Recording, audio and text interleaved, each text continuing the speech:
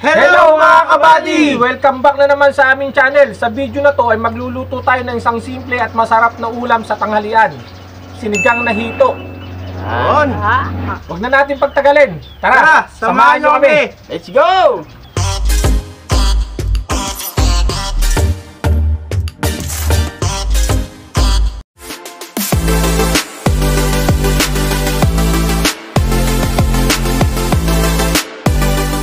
Okay mga kabady, ito nga pala yung hito na nabili natin kanina. Pinatanggalan ko na siya ng hasang at saka bituka. At ngayon, papakita ko naman sa inyo yung paraan ko sa paglilinis ng pagtanggal ng lansa. Ngayon, pwede rin naman kayong gumamit ng abo kung meron kayong kalandi pa. Kung wala naman, tuturo ko sa inyo yung isang paraan para matanggal yung lansa. Meron tayo ditong suka. Lagyan lang natin siya ng suka. Tapos lagyan natin ng konting asin. Saka lang natin i-mix dyan. Nakita nyo, mag-iibang kulay yan. Mamumuti yan. Lalabas yung lansa niya, mabubuo. Ready, wow. Mga kabady, ganyan lang. Ngayon, kakayasin natin siya ng kutsilyo. Pangkaraniwan yung iba nagluluto. Sabi nila, malansa daw. Kaya ayaw nilang magluto na. Kasi hindi tama yung paglilinis na ginagawa nila. Ayan, papakita ko sa inyo kung paano matatanggal yung lansa.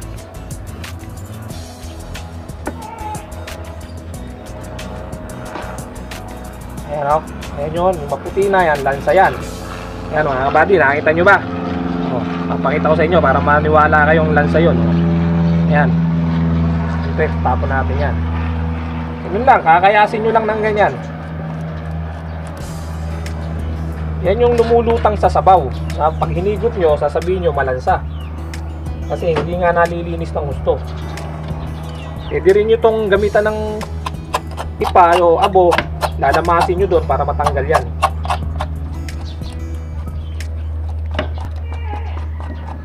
Ganyan nyo lang.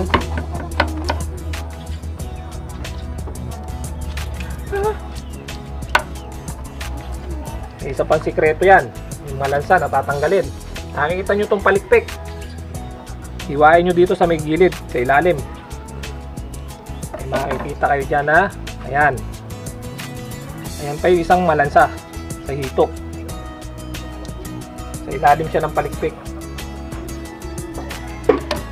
Ayan, pag nahihiwa na, mapipigayin nyo lang, lalabas na yan. Para siyang atay yun. What? Ayan, napakalansa nyan. Ngayon, kakayasin nyo na lang ulit siya ng gano'n.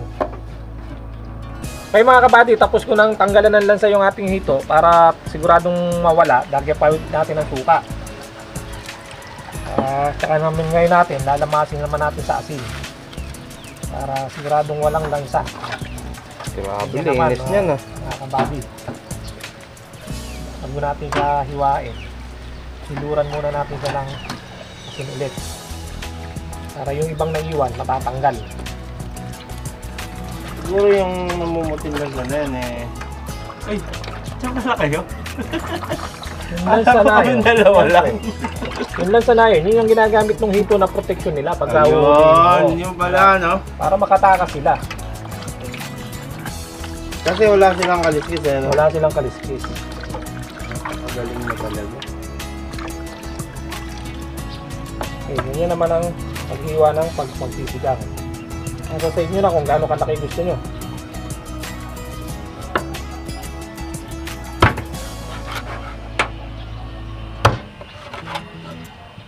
Okay mga kabady, tapos na natin linisan yung ating hito.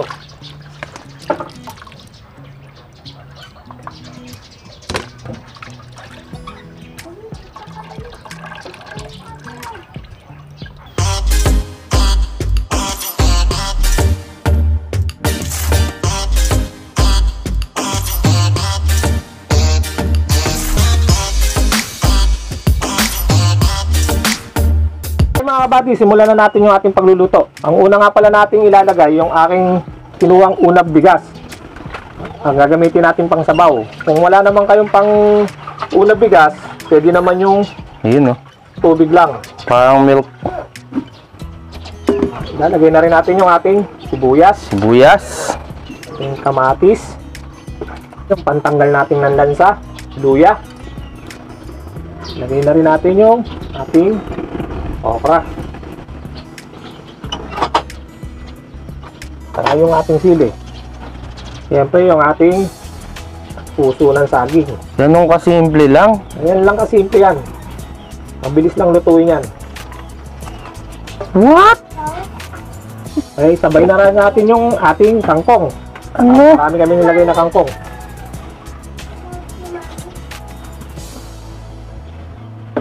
Hey, Alam ko nakasunod yan. siyempre, Tatakpan mo na yan. nalagay na natin lahat yung ating mga sangkap. Tatakpan na natin. Yan mga kabady, ganun lang kasimple yung pagluluto ng sinigang. Sinigang na hito, the best. Talaga. Kaya tayo lang natin mga kabady kumulo yung ating sabaw at maluto Ay. rin yung gulay. Tapos ilalagay na natin yung ating hito. Yung hito naman natin, mabilis maluto ito kaya hindi pwedeng isabay ito sa gulay kasi madudurog. Mga kabady, nga pala, baka meron kayong mga request na lutuin dyan na kaya namin lutuin. Mag-comment lang kayo sa aming mga video. Saka kung saan nyo napanood itong video namin, paki-comment na lang din. Hanggang inaantay nga pala natin kumulo yung ating sabaw at mga gulay na nano natin. Shoutout muna tayo sa aming mga taga-supporters. Ayun, no? Shoutout nga pala kay Clark KM ng Davao City. Yun, shoutout po. Kay Lad Taladwa. Taladwa, Dinagat Island. Yun, layo nun ah. Saka kay Miss Kay Miss K and Miss Jilen. Miss Jilen. Shoutout sa inyo. Yun. Saka kay Madam Camela Danya. Yun, shoutout Shoutout po. po. Maraming salamat sa inyong suporta. At sa mga hindi namin na shoutout, shoutout sa inyong lahat. Ayun. At syempre, mga kabady, paalala natin sa kanila ang ating di pa sila At kung nakapag-subscribe. hindi pa kayo nakapag-subscribe sa aming channel, meron kami sa FB, Jackson Recipe Jackson Recipe, Page, page. at sa YouTube naman, Jackson Recipe. Yan. Maraming salamat sa mga walang sawang nanonood sa amin. A few moments later. Mga kabady, kumulo na yung ating sabaw at malambot na rin yung ating gulay. Lalagay na natin yung ating hito. Yan. Sobrang bilis. Lagay lang natin siya dyan sa ibabaw. Ano? Ay, ganyan lang. Kasi may sabaw siya, hindi natin sasama yon.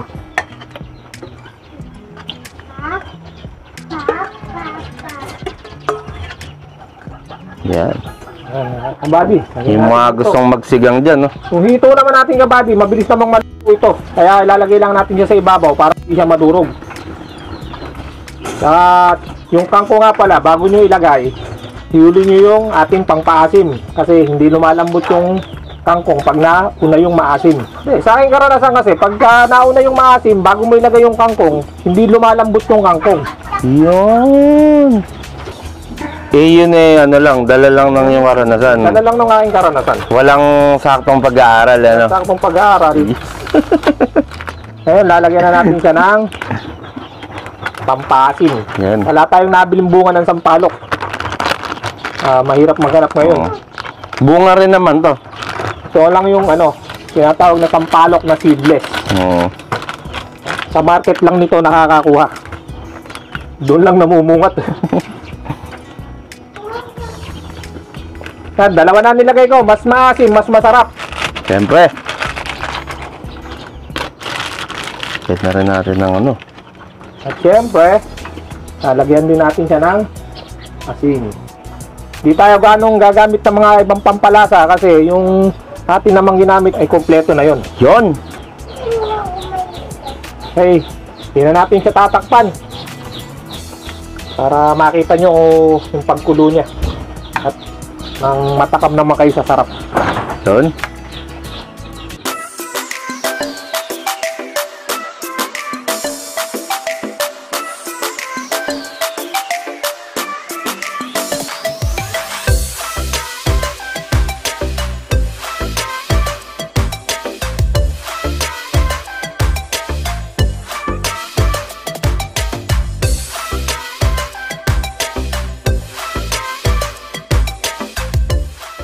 Okay mga kabady, kumukulo na yung ating sinigang na hito. At luto na rin to. Titikman na Wow. natin. kung sakto na yung kanyang lasa.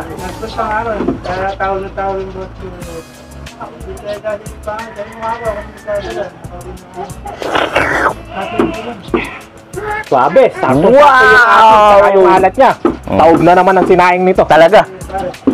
Kaya mga kabady, luto na siya. Okay mga buddy, hahanguin na natin to.